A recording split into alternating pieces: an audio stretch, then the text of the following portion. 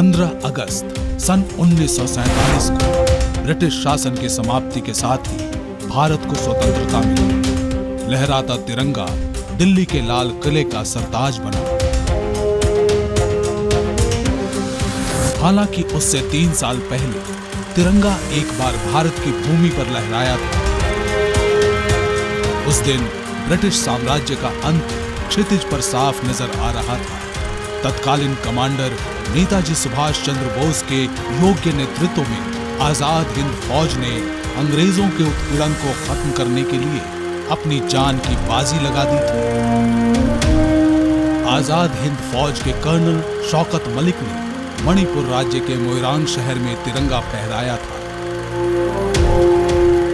वो दिन था 14 अप्रैल सन 1944। हमारा देश 15 अगस्त 1947 को आज़ाद हुआ, लेकिन बहुत से लोगों का ये मानना है कि हमारा देश 14 अप्रैल 1944 को ही आज़ाद हो गया था, जिस दिन नेताजी सुभाष चंद्र बोस के नेतृत्व में इंडियन नेशनल आर्मी ने ब्रिटिश फौज को हराकर मोइरांग में भारतीय तिरंगा झंडा फहराया था। और उस आज़ादी का श्रेय नेताजी सुभाष चंद्र बोस और उनकी INA को जाता है। 15 अगस्त सन 1947 की मध्य रात्रि में स्वतंत्रता की औपचारिक घोषणा ने हालांकि अधिकतर लोगों के मन में 14 अप्रैल के महत्व को कम कर दिया था, लेकिन हरियाणा के कंसाला गांव के लोगों के बीच इसकी यादें आज भी उज्जवल हैं, क्योंकि इस गांव के कुछ लोग आजाद हिंद फौज में शामिल थे। देश के लोगों को पहली बार अपनी जान की बाजी लगाकर आजादी की खुशी महसूस करने का अवसर मिला था। भारत सरकार के अनेक विभागों में काम करते हुए मैंने देश के बहुत सभी राज्यों को भ्रमण किया है। उन राज्यों में मैंने पाया कि वहाँ के लोगों में नेताजी सुभाष चंद्र बोस के प्रति सबसे ज़्यादा आदर भाव है, भारत के स्वतंत्रता संग्राम को लेकर। और देश के लोग उनके कंट्रीब्यूशन को नहीं भूल सकते हैं, तो हम नेताजी के सुभाष चंद्र बोस जी के कंट्रीब्यूशन को भारत के स्वतंत्रता संग्राम में कैसे भूल सकते हैं। विरासत, परंपरा और देशभक्ति ऐसी चीजें हैं जो पीढ़ी दर पीढ़ी प्रवाहित होती है। इसी तरह नेताजी सुभाष चंद्र बोस के सिद्धांत, साहस और वीरता मित्तर सेन भारद्वाज के परिवार में पीढ़ियों से चली आ रही है, और इसने इनके सुपुत्र डॉक्टर अतुल भारद्वाज और पौत्र आरव भारद्वाज दोनों के जीवन में अपनी छाप छोड़ी है। उनके लिए सुभाष चंद्र बोस आदर्श के प्रतीक है। साहस और वीरता के साक्षात रूप है सुभाष चंद्र बोस। मेरे बचपन से ही मेरे पिताजी मुझे फ्रीडम फाइटर्स की कहानी सुनाते थे, और हमारे घर में रामायण महाभारत से ज़्यादा फ्रीडम फाइटर्स और नेताजी सुभाष चंद्र बोस की स्टोरी सुनाई जाती थी। और यही कहानियाँ मेरे पिताजी ने मेरे दोनों बेटों को सुनाई, जिस कारण से उनके मन में एक छोटी सी उम्र में ही देशभक्ति की भावना जाग उठी। बचपन में मैं अपने दादाजी के साथ बहुत ट्रैवलिंग किया करता था, और उस टाइम मेरे दादाजी मुझे भगवानों की और हमारे देश के फ्रीडम फाइटर्स की कहानियाँ सुनाते थे। मैं सबसे ज़्यादा नेताजी से इंस्पायर हुआ। मैं कभी कभी अपने दोस्तों को भी ये कहानियाँ सुनाता था और वो चौंक जाते थे। भारत की स्वतंत्रता के गौरवशाली 75 वर्ष के पूरे होने के अवसर पर मित्तर सेन भारद्वाज अपने देशवासियों को उस दिन की याद दिलाना अपना कर्तव्य समझते हैं, जिसे अभी सब भूल चुके हैं। 2600 जिंदगियों की आहुति के बदले इतिहास के पन्नों पर अपनी छाप छोड़ने वाले उस दिन को लोगों के दिलों में फिर से जगाना चाहिए, पर कैसे? मैं बहुत बार बैठे बैठे ये सोचा करता था कि मैं किस प्रकार से नेताजी के कंट्रीब्यूशन और उनके आदर्शों को किस प्रकार से पूरे देश में फैलाऊं। तो मुझे इस बारे में स्वामी विवेकानंद जी का ध्यान आया, जिन्होंने पूरे देश का भारत भ्रमण पैदल किया था। जब मेरे पिताजी ने मुझे कहा कि वो मोइरांग से दिल्ली तक साइकिल चला के आना चाहते हैं, तो मेरे मन में आई कि ये कैसी इलॉजिकल बात कर रहे हैं, ये कैसे पॉसिबल होगा। उनकी एज 65 ईयर्स है। ऐसे में मेरे भाई ने कहा क्यों ना हम ये ऐसा करें कि वो या मैं, हम दोनों में से एक जन ये साइकिल यात्रा करके आएँ। उसके बाद मुझे सबसे बड़ा शौक तब लगा जब मेरे 10 साल के बेटे आरव ने कहा कि मैं ऑलरेडी दादाजी से बात कर चुका हूँ और ये साइकिल यात्रा मैं करूँगा। जब मेरे पुत्र आरव भारद्वाज ने ये कहा कि वह नेताजी सुभाष चंद्र बोस के मैसेज और उनके आदर्शों को देश में साइकिल के थ्रू फैलाएगा, तो मैंने सोचा वह सिर्फ ऐसे ही बात कर रहा है। लेकिन जब मैंने देखा कि वाकई वो बहुत सीरियस है, तो उसकी सेफ्टी, सिक्योरिटी और उसकी उम्र को ध्यान में रखते हुए मैंने ये विचार त्याग दिया। जब आरव ने ये साइकिल यात्रा का प्लान किया और उस टाइम मेरे पिताजी ने मना कर दिया कि हम इस प्लान को ड्रॉप कर देंगे क्योंकि एक 10-5 साल के बच्चे के लिए ये यात्रा करनी मुश्किल है, तब मुझे ऐसा लगा कि मेरे पिताजी का जो ड्रीम है वो फुलफ़िल नहीं हो पाया। तब मैंने ये सोचा कि क्यों ना मैं आरव के साथ जाऊंगा, वो साइकिल पे रहेगा और मैं उसे कंपनी दूंगा, और ये सोच के हमने साइकिलिंग प्रैक्टिस स्टार्ट कर दी। तो एक विशेष अभ्यास की शुरुआत हुई। पिता पुत्र के साइकिलिंग के प्यार को अब और गहरा मकसद मिल गया था।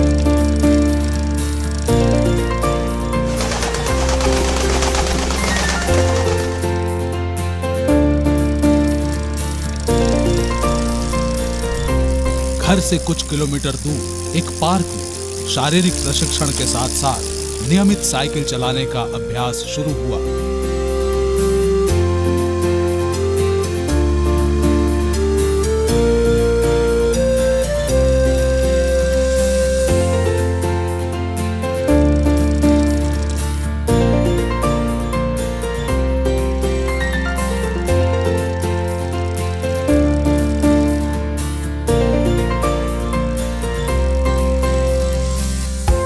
बालक आरव को प्रोत्साहित करने के लिए दादा मित्र सेन अक्सर अभ्यास सत्रों में आते थे। जब भी आरव प्रैक्टिस के लिए जाता था तो मैं उसको कभी देखता था तो मुझे अपना बचपन याद आ जाता था, जिसमें मुझे लगता कि भाई आरव जो कुछ कर रहा है वो मेरे लिए कर रहा है, जो मैं चाहता हूँ वो कर रहा है। क्योंकि इस चीज़ को देखकर मुझे लगता था कि जो भी हमने संस्कार और शिक्षा आरव को दी है वो सही दी गई है, और मुझे उसकी इस संस्कारों के ऊपर और शिक्षा के ऊपर अच्छा महसूस होता था।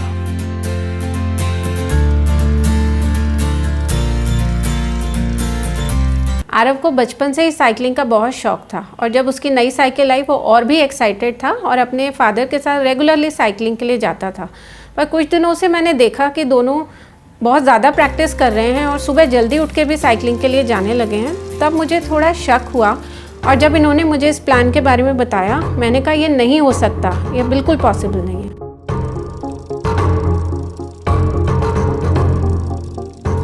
$2600 किलोमीटर का डिस्टेंस और 10 साल का बच्चा, ऊपर से गर्मी का मौसम, एक माँ होने के नाते मैं अपने बच्चे को कैसे परमिशन दे सकती हूँ। जब मेरी वाइफ को ये प्लान के बारे में पता चला तो उसे बहुत टेंशन हुई और उसने मना कर दिया। तो एक बार मुझे भी ऐसा लगा कि क्या ये पॉसिबल हो पाएगा कि एक 10 साल का बच्चा इतनी लंबी साइकिलिंग करके आए। लेकिन फिर एकदम से मेरे मन में ख्याल आया कि सचिन तेंदुलकर ने 10 साल की उम्र में क्रिकेट खेलना शुरू कर दिया था। अगर उस समय उसके पेरेंट्स ने मना कर दिया होता तो दुनिया को उसका बेस्ट बैट्समैन नहीं मिला होता। और अभी मेरा बच्चा छोटा है, सिर्फ 10 साल का है, उसके मन में आज इतनी बड़ी चीज़ करने की आई है। आज अगर as a doctor, as a father मैं उसका सपोर्ट नहीं करूँगा तो लाइफ लॉन्ग ये हमेशा उसके मन में एक सेटबैक रहेगा और वो किसी भी चीज़ को शुरू होने से पहले डर जाएगा। तो हमने अपनी साइकिलिंग प्रैक्टिस कंटिन्यू करी। हालांकि साइकिल चलाना एक आम आदत थी, पर इस रोमांचक अभियान के लिए एक अलग ही प्रशिक्षण की आवश्यकता थी। ऐसी परिस्थितियों में मानसिक रूप से स्वस्थ होना उतना ही आवश्यक था जितना कि शारीरिक रूप से। शुरुआती दिनों में मनोबल की कमी के कारण आरव अभ्यास शुरू करने के बाद जल्दी ही थक जाता था। उस वक्त पिता अतुल भारद्वाज और दादा मित्र सेन ने उसकी हिम्मत बढ़ाई।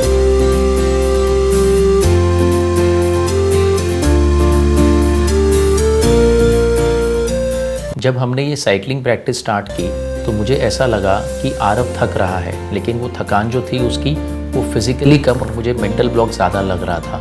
तो मैंने सोचा कि ये मुझे चेंज करना पड़ेगा, इसलिए मैं उसे काउंसिल करने लगा। मैंने उसे बताया बेटा कि failure is just a state of mind. इसके अलावा मैं उसको अलग अलग साइकिलिंग ट्रैक्स पे, अलग अलग रूट्स पे ले जाने लगा सो दैट मैं उसका ध्यान डाइवर्ट कर सकूं।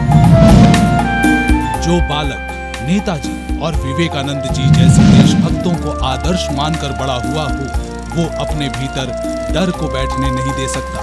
कुछ ही दिनों में आरव के दिल से सारा डर दूर हो गया और वो तेज रफ्तार में पिता अतुल भारद्वाज से आगे निकल गया।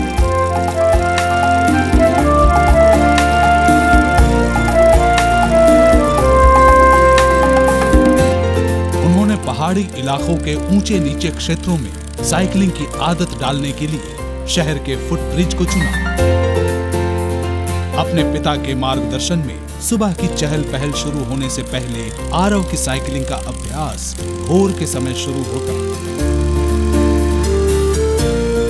मैंने देखा कि आरव मेंटली और फिजिकली दोनों तरह से तैयार है इस साइकिलिंग ट्रिप के लिए। तब हम सब साथ में बैठे, पूरे फैमिली मेंबर्स, हमने मैप निकाला सो दैट हम अपना रूट मैप बना सकें और हम एक अपना स्टे क्या करना है, किधर रुकना है, कितनी साइकिलिंग करनी है वो प्लान कर सकें।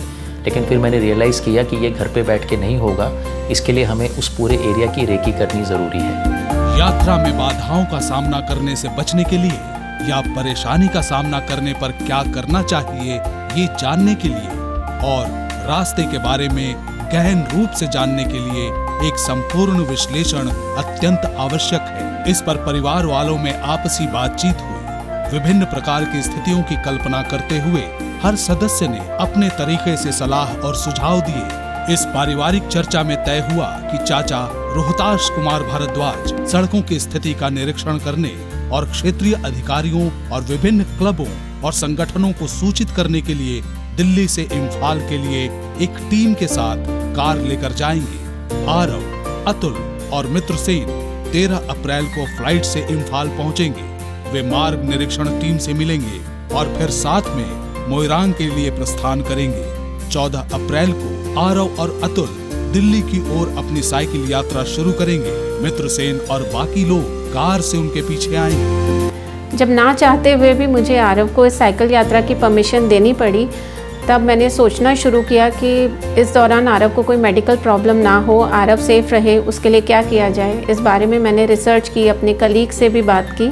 ऑल्दो उसके फादर डॉक्टर हैं, बट मदर होने के नाते मुझे फिर भी चिंता थी और उसको सेफ और मेडिकली सेफ कंडीशन में रखने के लिए जो भी पॉसिबल होना चीज़ें थी वो हमने तैयार करके गाड़ी में रखी। 6 अप्रैल को मार्ग निरीक्षण टीम ने अपने सभी सामानों और आवश्यक वस्तुओं के साथ इम्फाल की ओर प्रस्थान किया। साइकिल कंपनी को सूचित किया गया, जिसने अपनी इम्फाल शाखा से साइकिलों की डिलीवरी का आश्वासन दिया था। जब मैंने अपने पापा को बैग में दवाइयाँ, कपड़े, साइकिल के पार्ट्स और खाना रखते हुए देखा तो मैंने भी अपने बैग में कुछ चॉकलेट्स और चिप्स रखे।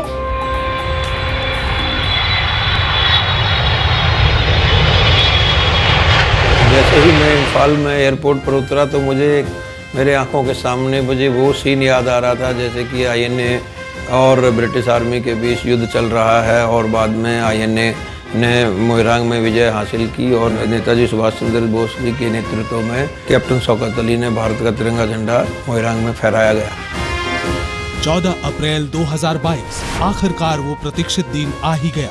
हर साल इस ऐतिहासिक दिन का मोइरांग में एक राष्ट्रीय उत्सव की तरह पूर्ण सम्मान के साथ पालन किया जाता है। वर्तमान मुख्यमंत्री श्री एन वीरेंद्र सिंह की उपस्थिति में इस वर्ष के समारोह का विशेष मेहमान था आरव। उन यादगार लम्हों को देखने के लिए पूरा भारद्वाज परिवार और उनके करीबी लोग मौजूद थे। मुख्य समारोह के अंत में माननीय मुख्यमंत्री जी ने आरव की साइकिल यात्रा को हरी झंडी दिखाकर शुभारंभ करने की घोषणा की। मित्रसेन भारद्वाज भरी आंखों से अपने पौत्र आरव के माध्यम से अपने सपने को पूरा होते देख रहे थे। धधकते दिल में विश्वास लिए देशभक्ति से प्रेरित साइकिल यात्रा उस स्थान को नमन करके शुरू हुई जहां तिरंगे की महिमा बिखेरे भारत में स्वतंत्रता का पहला झंडा लहराया गया था। भीतर से एक आवाज गरज उठी, चलो दिल्ली, दिल्ली चलो। ये देशभक्ति से प्रेरित साइकिल यात्रा मणिपुर राज्य से शुरू हुई। एक ऐसा नाम जिसे सुनते ही आंखों के सामने मणिपुरी नृत्य, स्वादिष्ट काबोक यानी उबले हुए चावल और सब्जियों का मिश्रण, मार्शल आर्ट, महिलाओं की एक विशेष पोशाक आदि की छवि उभर कर आती है। एक ऐसी भूमि की छवि जो उत्सवों से समृद्ध है।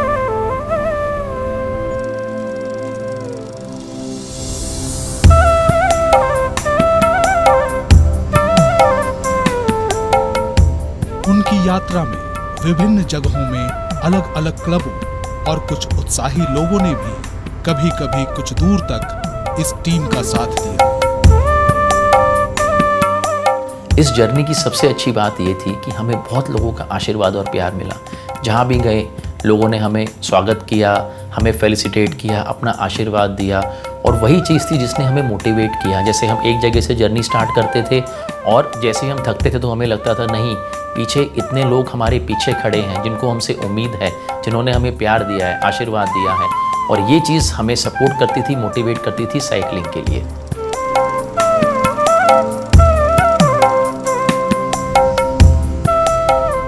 एक लंबी यात्रा 2612 किलोमीटर। इतनी लंबी यात्रा पर निकलने के लिए अत्यधिक धैर्य और योजना की जरूरत होती है।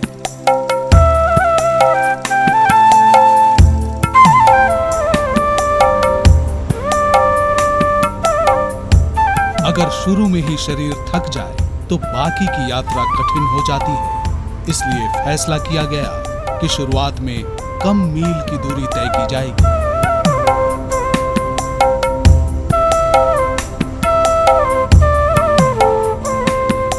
इन अभियानों में सब कुछ योजना के मुताबिक नहीं होता, और कुछ ऐसा ही हुआ था। थोड़ी दूरी तय करने के बाद मूसलाधार बारिश उनकी पहली बाधा बन गई। उन्हें विराम लेना पड़ा। जब हमने पहले दिन यात्रा शुरू की तो उस दिन खूब तेज़ आंधी और बारिश आ गई, और ऐसे में मैं बहुत मायूस हो गया, बहुत डिप्रेस्ड हो गया कि ये क्या हो रहा है, ऐसे हम कैसे अपनी यात्रा कंप्लीट करेंगे। लेकिन फिर आरव ने मुझे कहा कि पापा आप टेंशन मत लो, दादू ने मुझे सिखाया है, this is the first sign of success. जब भी आप कोई बड़ा प्लान करने जाते हो तो ऐसी रुकावटें आती हैं। लगभग आधे घंटे बाद बारिश अचानक बंद हो गई और यात्रा फिर से शुरू हुई।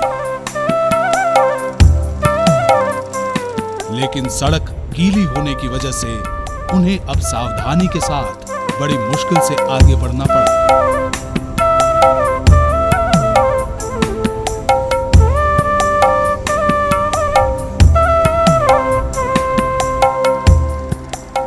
बारिश शुरू होने के बाद मुझे बुरा तो लगा था कि ये क्यों शुरू हो गई, लेकिन बाद में मैंने रियलाइज़ किया कि बारिश की वजह से मौसम ठंडा हो गया, अच्छा हो गया, सब कुछ अच्छा लग रहा था। हाँ, थोड़ी प्रॉब्लम ये थी कि रोड पूरा गीला हो गया था, तो इसलिए दिमाग में ये था कि सेफ्टी ज़रूरी है। तो मैंने आरव को कहा बेटा एंजॉय कर वेदर को, लेकिन थोड़ा संभल के चलाना, कहीं गिर ना जाए, चोट ना लग जाए।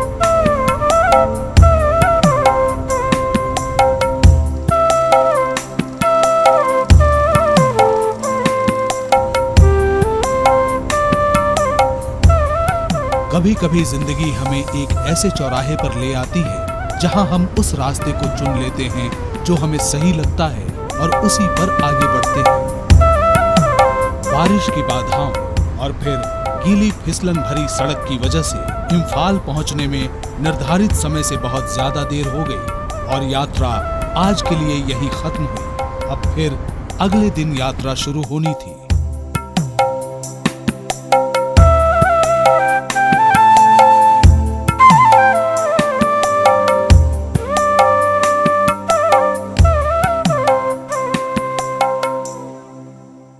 अगले दिन सुबह तक बूंदाबांदी की वजह से सूरज नजर नहीं आया। आरव इसके बावजूद तैयार था। वो अपने उत्साह को काबू में नहीं रख पा रहा था। ये तय हुआ कि वे बारिश की परवाह किए बिना यात्रा जारी रखेंगे।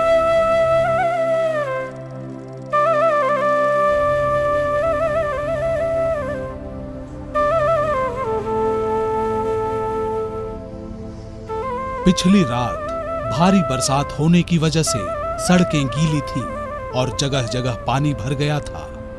उन बाधाओं को पार कर वे एक अति सुंदर स्थान पहुंचे।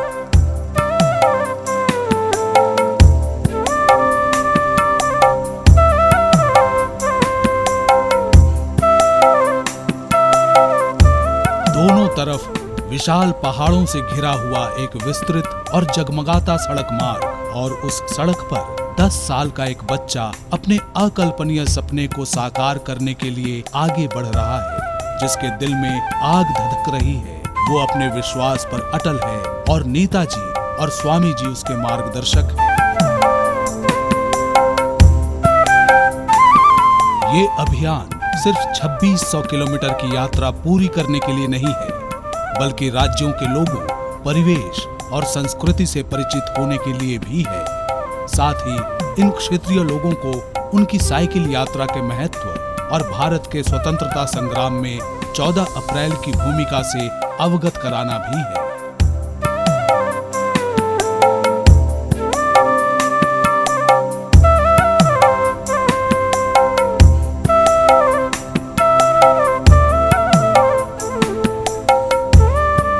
पहाड़ों से घिरी मणिपुर की ये भूमि जितनी सुंदर है उतनी ही शांत, यानी उनके अभियान के लिए ये बिल्कुल सही स्थान है, जिस वजह से दूसरे दिन उन्होंने समय से पहले ही अपने निर्धारित 65 किलोमीटर को पार कर लिया। जब हमने ये ट्रिप प्लान किया था तो मोस्टली हमारा टारगेट डेली 80 to 90 किलोमीटर्स था, लेकिन स्टे फैसिलिटी की वजह से, सेफ्टी इशू की वजह से कभी हमने 50 किलोमीटर भी किए और कभी हमने 100 किलोमीटर भी पार किए। तीसरा दिन, आज मणिपुर से निकलकर दूसरे राज्य नागालैंड में प्रवेश करना है और गंतव्य है नागालैंड की राजधानी कोहिमा। इस दिन अधिक दूरी तय करनी है, लगभग 80 किलोमीटर।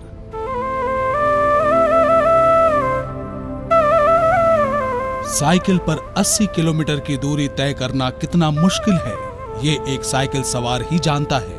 ऊपर से आरव की उम्र है सिर्फ 10 साल।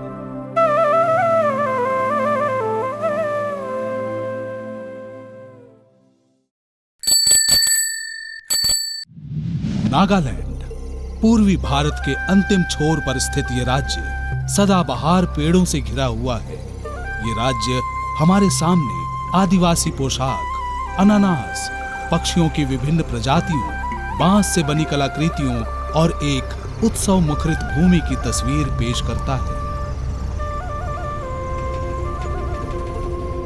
यहाँ की सड़क ऊबड़ खाबड़ है और इसलिए साइकिल चलाना काफी थकान भरा होता जा रहा था। कहीं कहीं सड़कों की मरम्मत हो रही है तो कहीं वे टूटी हुई हैं और कहीं सड़कें जंगल में गुम हो गई हैं। इन सभी बाधाओं से जूझते हुए वे आज के गंतव्य दीमापुर की ओर बढ़ते रहे।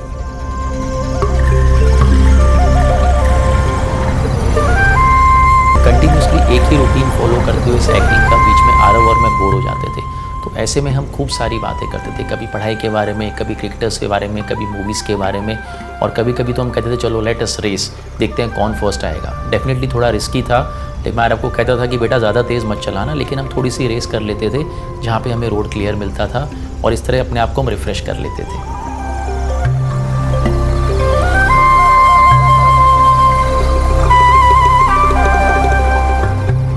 अभियान के 5वें दिन उन्होंने बोकोलिया के रास्ते असम में प्रवेश किया। चाय के लिए मशहूर असम से हमें बिहू, कामाख्या मंदिर, मुगा सिल्क, गैंडा आदि का सुहाना दृश्य याद आता है।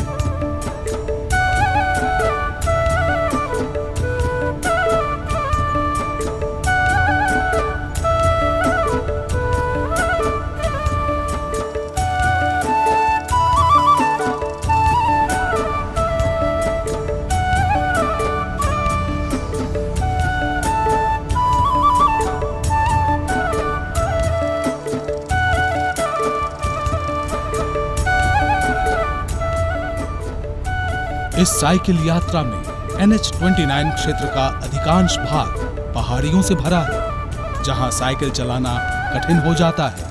फिर भी दिल्ली तक पहुंचने के लक्ष्य ने तन और मन की शक्ति को जिंदा रखा। चौड़ी और साफ सड़कें और सुहावना मौसम उनका रास्ता सुगम बना रहे थे। 6 दिन बाद 70-80 किलोमीटर की दूरी तय करके वे नौगांव पहुंचे और 7वें दिन 114 किलोमीटर की दूरी तय करके गुवाहाटी। हमारे इनिशियल रूट प्लान में हम नगांव से जागी रोड तक साइकिलिंग करने वाले थे और वहाँ स्टे करने वाले थे, लेकिन फिर हमारे मन में आया क्यों ना हम गुवाहाटी चले जाएं और वहाँ पे एक दिन एक्स्ट्रा स्टे करें, क्योंकि वहाँ हम कामाख्या देवी टेम्पल के दर्शन करने चाहते थे और उनसे आशीर्वाद लेना चाहते थे। जागी रोड 65 किलोमीटर्स था और गुवाहाटी 50 किलोमीटर्स था, तो उस दिन हमने मन बनाया क्यों ना 65 + 50 115 किलोमीटर कर लिए जाएं। और ये देवी माँ का आशीर्वाद था कि हम उनका दर्शन करना जाने चाह रहे थे और हम 115 किलोमीटर पहली बार कर पाए अपनी लाइफ में।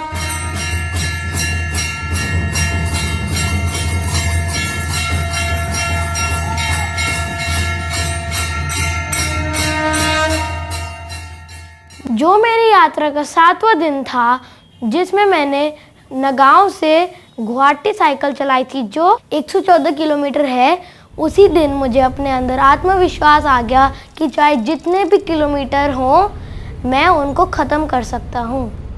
लेकिन यही स्वाभाविक है, जब किसी की रगों में देशभक्ति दौड़ती है और उनके परवरिश उनके पिता और दादा के मूल्यों, विश्वास और सिद्धांतों के साथ होती है, तो कोई भी बाधा उनके आगे टिक नहीं सकती।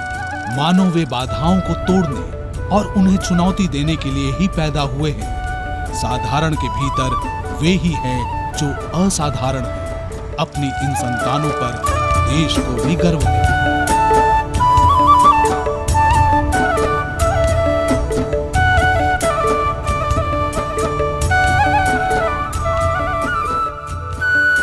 इम्फाल से दिल्ली का सफर तय करने के लिए उन्हें 8 राज्यों से होकर गुजरना था। हर राज्य में लोगों की जीवन शैली, भाषा, संस्कृति, कपड़े और भोजन के अलग अलग प्रकार होते हैं। भारत की विविधता के बीच एकता के ऐसे समन्वय से परिचित होना इस साइकिल यात्रा का दूसरा उद्देश्य है। माँ होने के नाते मुझे चिंता रहती थी, पर यह संतुष्टि भी रहती थी कि उसके फादर और ग्रैंडफादर उसके साथ में हैं और यह हमारा देश है, हमारे लोग हैं, कि अगर किसी तरह की कोई परेशानी होगी भी तो उसका सामना कर लिया जाएगा।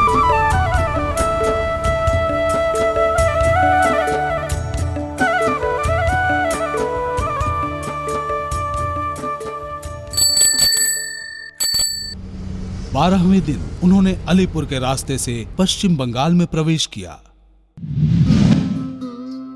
पहाड़ियों से घिरे और सागर किनारे बसे इस राज्य में है रॉयल बंगाल टाइगर। यहाँ है रसगुल्ला की मिठास, बाउल की धुनें, भाटियाली और पल्ली गीतों के सुर जैसे हवाओं में घुले हुए हैं।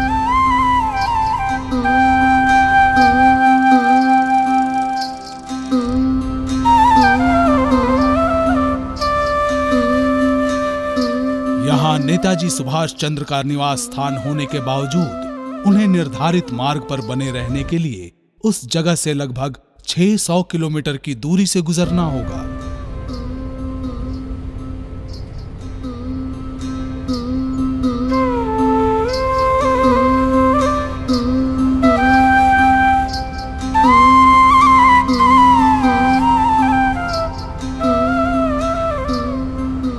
उनका हमेशा प्रयास रहा कि सूरज पूरा चढ़ने से पहले ही जितनी ज्यादा संभव हो यात्रा की जाए, इसलिए पाँव फटते ही उनकी यात्रा शुरू हो जाती थी। दिन शुरू होते ही आसमान के कैनवस में प्रकृति की चित्रकला देख मन आश्चर्यचकित होकर उत्साह से भर जाता था।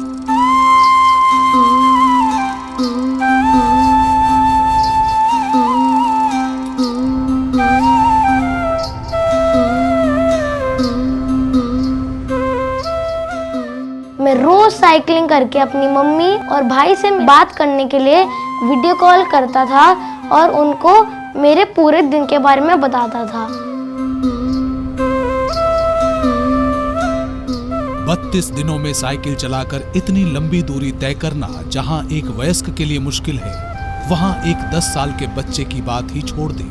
लेकिन जब आपके तन मन में नेताजी सुभाष की वीरता की अग्नि धधक रही हो, तब ऐसे असाध्य को साधना बच्चों के खेल जैसा लगता है।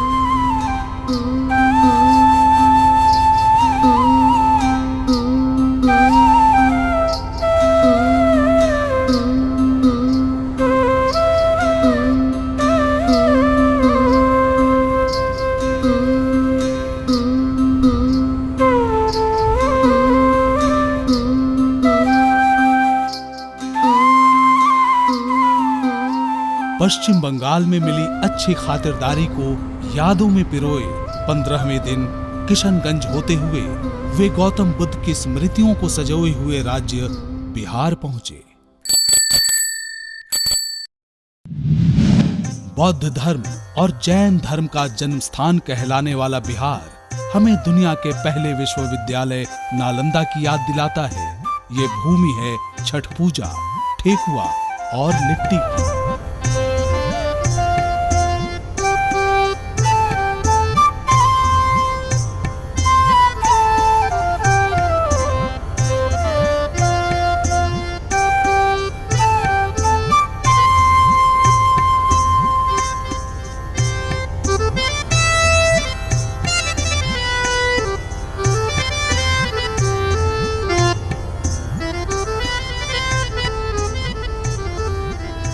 बिहार पहुंचने के बाद ही उन्हें लगातार 5 दिनों तक रोजाना 100 से 121 किलोमीटर का सफर तय करना पड़ा, जो वाकई में यादगार अनुभव है। लेकिन ऐसा करने की वजह क्या थी? जो हमारी बिहार में साइकिलिंग थी वो काफ़ी टफ रही। उसका रीज़न एक तो सडनली हम कोल्ड वेदर से हॉट वेदर में आ गए थे। उसके अलावा जो बिहार की हमारी जर्नी थी वहाँ पे जो जगह थी काफ़ी डिस्टेंस पे लोकेटेड थी, इसलिए हमने 5 दिन वहाँ पे लगातार एवरी डे 100 किलोमीटर्स हमें साइकिलिंग करनी पड़ी, जिसमें हमने मैक्सिमम 120.5 किलोमीटर साइकिलिंग की। टोटल हमारी इस पूरी जर्नी में हमने 9 बार 100 क्रॉस किए, लेकिन इसमें से जो 5 थे वो कॉन्जिक्यूटिव डेज पे थे जो हमें बिहार में करने पड़े because of all these problems.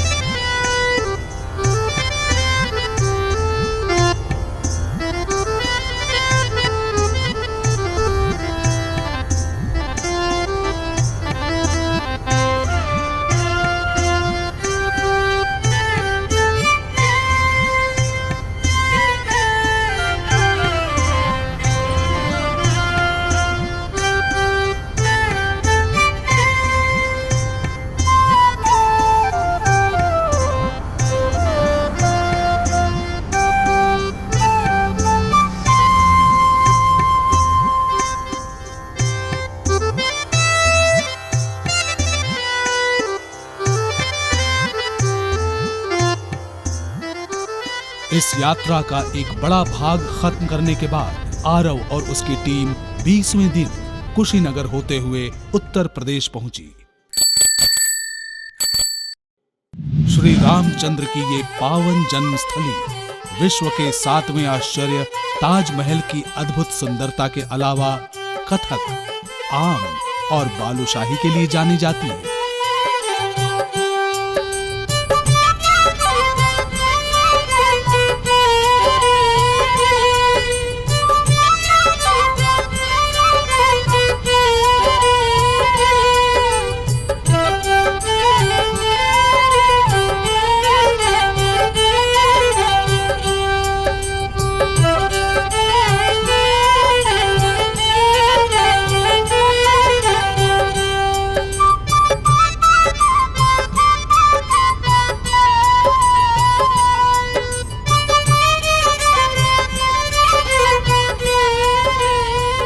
Initial plan के हिसाब से जो मोइरांग मणिपुर से दिल्ली तक का डिस्टेंस है बाय रोड वो 2500 किलोमीटर है, और इसीलिए हमने अपने टी शर्ट्स और बहुत सारे पोस्टर्स बनवा लिए जिस पे हमने जर्नी लिखी 2500 किलोमीटर्स की।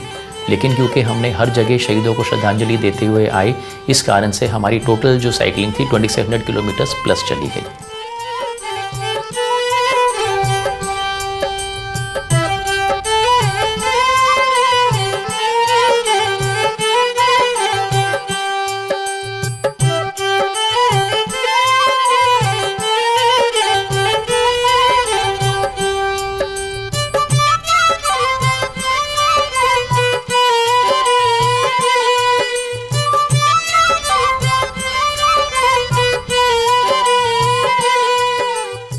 हमने फैज़ाबाद इसलिए विज़िट किया क्योंकि वहाँ पे गुमनाई बाबा समाधि है। ये मान्यता है कि इंडिपेंडेंस के बाद नेताजी सुभाष चंद्र बोस ही वहाँ पे रहते थे और वही गुमनाई बाबा थे, और शरीर पूरा हो जाने के बाद वहाँ पे उनकी समाधि बना दी गई।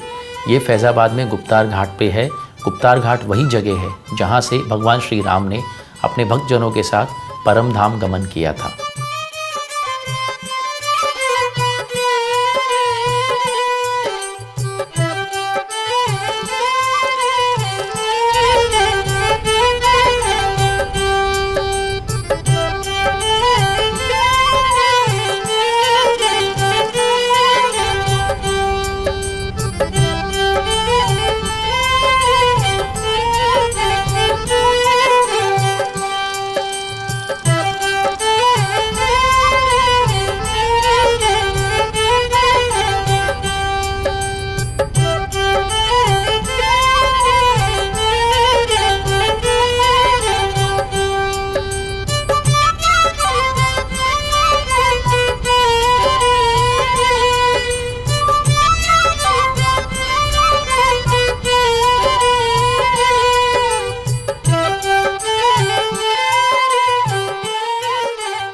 हमारी जो ये जर्नी थी ये शहीदों को श्रद्धांजलि थी, इसलिए हमने रास्ते में रेड हिल, इम्फॉल पीस मेमोरियल, चौरी चौरा, काकोरी, चंपारण और मेरठ शहीद स्मारक पे श्रद्धांजलि अर्पित करी और ये हमने अपनी journey national war memorial Delhi में आके समाप्त की।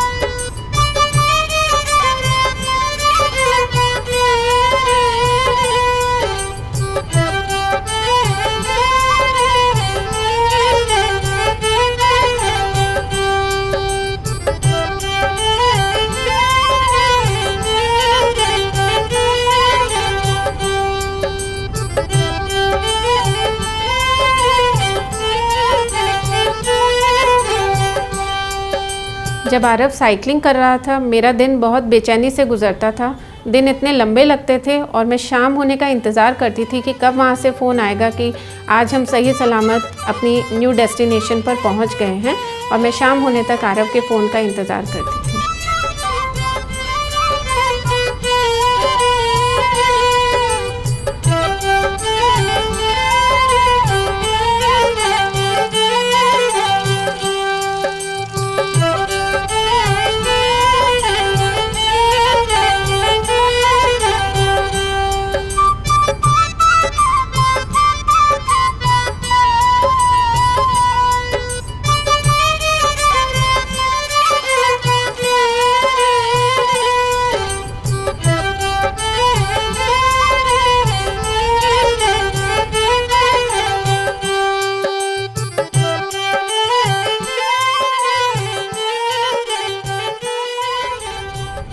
यात्रा के आखिरी पड़ाव तक आकर 31वें दिन दिल्ली से कुछ पहले वे सोनीपत के रास्ते हरियाणा पहुंचे।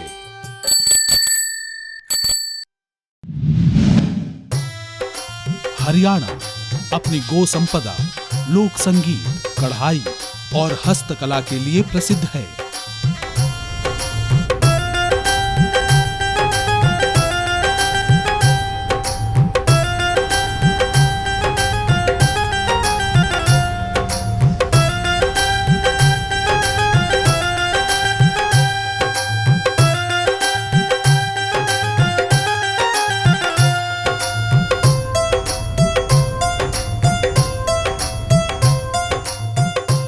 अपनी साइकिल यात्रा में मुझे अपने अंदर कोई पावर महसूस हो रही थी जो मुझे साइकिल चलाने में मदद कर रही थी। मुझे ऐसा लग रहा था कि ये पावर और कोई नहीं बल्कि नेताजी सुभाष चंद्र बोस है।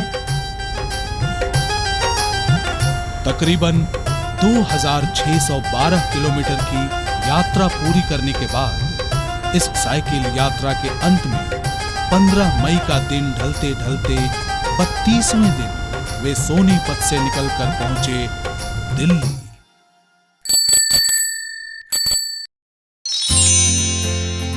आईएनए मेमोरियल मोइरांग से national war memorial new Delhi तक की 32 दिन की साइकिल यात्रा के दौरान हमें विभिन्न प्रकार के मौसमों और विभिन्न प्रकार की सड़कों का और रास्तों को पार करना पड़ा, जिसमें 32 दिन तक किसी प्रकार की पूरी टीम को कोई डिफ़िकल्टी नहीं आई, ना ही कोई शारीरिक, ना ही कोई टेक्निकल और ना ही कोई किसी प्रकार की मेडिकल प्रॉब्लम आई। और जिसके हिसाब से हम कभी कभी ये सोचते थे कि ये 32 दिन तक बिना किसी तकलीफ़ के ये सब कैसे संभव हो सकता है। तो फिर मैं खुद भी कई बार ये सोचता था कि भाई नेताजी सुभाष चंद्र बोस जी का आशीर्वाद हमारे साथ है, इसलिए सब कुछ सही सलामत होता जा रहा है। हमारे ग्रुप में भी लोग इस बात से आश्चर्यचकित थे कि बिना किसी भी तकलीफ़ के हमारी 32 दिन की यात्रा संपूर्ण हो गई।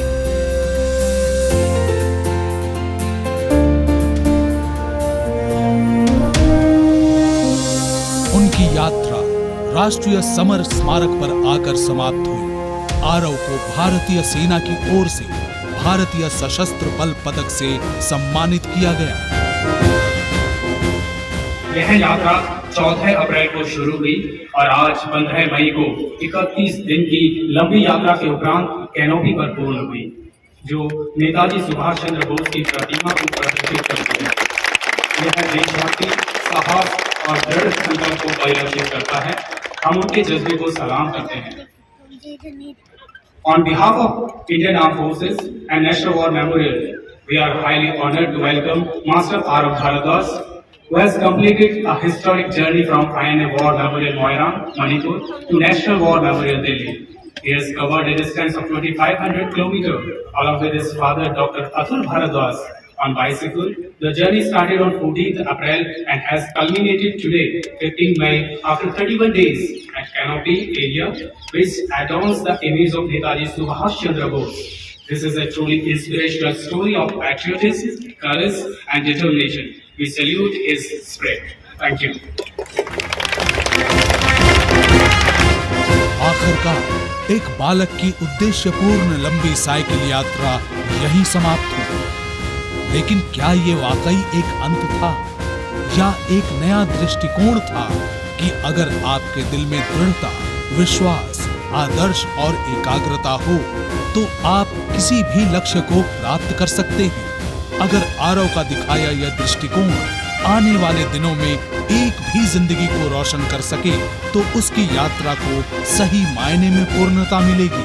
इस प्रकार प्रेरणा की अग्नि युगों युगों तक प्रज्वलित रहती है।